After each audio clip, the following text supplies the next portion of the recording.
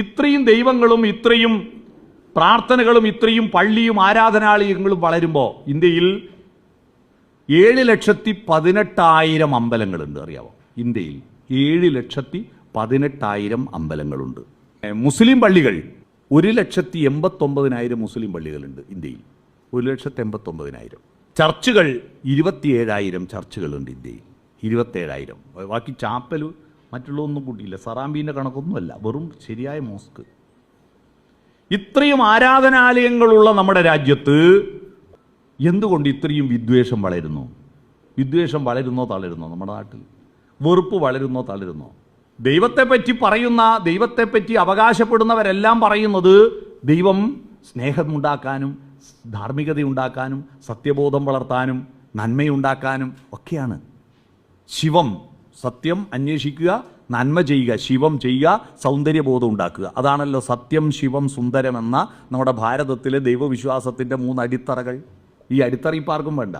അസ്ഥിവാരം ഇല്ലാതെ തറകെട്ടി ചുമര് വെച്ച് മേൽക്കൂര ഉണ്ടാക്കി അമ്പലം പോലെയാണ് ഇപ്പോൾ മതവിശ്വാസം. അസ്ഥിവാരം ഇല്ലാതെ നിൽക്കില്ലല്ലോ അത്. അതുപോലെയാണ് ഒരമ്പലത്തിലും ദാർശനിക ചർച്ചകളില്ല, ഒരമ്പലത്തിലും ഗൗരവതരമായി ഒന്നും ചിന്തിക്കുന്നില്ല. രാമായണമാ. ഞാൻ കഴിഞ്ഞ 2-3 മാസം മുമ്പ് കുവൈറ്റിലൊരു പരിപാടിക്ക് ഒരു ശ്രീനാരായണ ദർശനങ്ങളെ പറ്റിയുള്ള ഒരു സെമിനാറിൽ പ്രസംഗിക്കാൻ പോയി കുവൈറ്റിൽ. അവിടുന്ന് ഒരു കാനഡക്കാരനെ പരിചയപ്പെട്ടു. കാനഡക്കാരൻ പറഞ്ഞു, ഞാൻ കേരളത്തിലാന്ന് പറഞ്ഞപ്പോൾ ദി ലാൻഡ് ഓഫ് കഥകളി. അദ്ദേഹം കഥകളി കാണാൻ വേണ്ടി എല്ലാ കൊല്ലവും 5 ലക്ഷം ഉറുപ്പിക ചിലവാക്കി എല്ലാവരും കൊല്ലം ഇവിടെ വരും കഥകളി കാണാൻ. അത്ര ഇഷ്ടമായേക്ക് കഥകളിയെ. രണ്ടാമത്തെ കാര്യം, വായനയ്ക്ക് വേണ്ടി 1 മാസം നീക്കി വെച്ചവരല്ലേ നിങ്ങൾ? അദ്ദേഹം പറയാ, വായനയ്ക്ക് വേണ്ടി 1 മാസം. ഞാൻ അത്ഭുതപ്പെട്ടു. അതിപ്പോൾ നമ്മളറിയില്ലല്ലോ. ഇപ്പം ഞാൻ ഒരുപാട് കാലം ലൈബ്രറി കൗൺസിൽ, പിന്നെ മനസ്സിലായി രാമായണ മാസം കർക്കിടകം. ഇവിടുത്തെ സത്യം നമുക്കറിയാലോ. കർക്കിടകം 31-ാം തീയതി ഇത്യധ്യാത്മരാമായണേ ഉമാമഹേശ്വര സംവാദേ യുദ്ധകാന്ഡം സമാപ്തം എന്ന് പറഞ്ഞ പൂട്ടിയാൽ പിന്നെ അടുത്ത 11 മാസം ഒരക്ഷരം വായിക്കാത്ത ടീമായത് ഈ വായിക്കുന്നവർ. അതുമാത്രമല്ല, അമ്പലങ്ങളിൽ രാമായണ പാരായണം നടക്കുമ്പോൾ നിങ്ങൾ ശ്രദ്ധിച്ചിട്ടുണ്ടോ? കമ്മിറ്റി പ്രസിഡന്റ് പോലും കേൾക്കൂല. ഇതാര് കേൾക്കാനാ? മൈക്കിൻ്റെ കോളാമ്പി നേരെ ദൈവത്തിനെ കൊള്ളേ. ദൈവം ഇത് കേട്ടിട്ട് നന്നാവാൻ.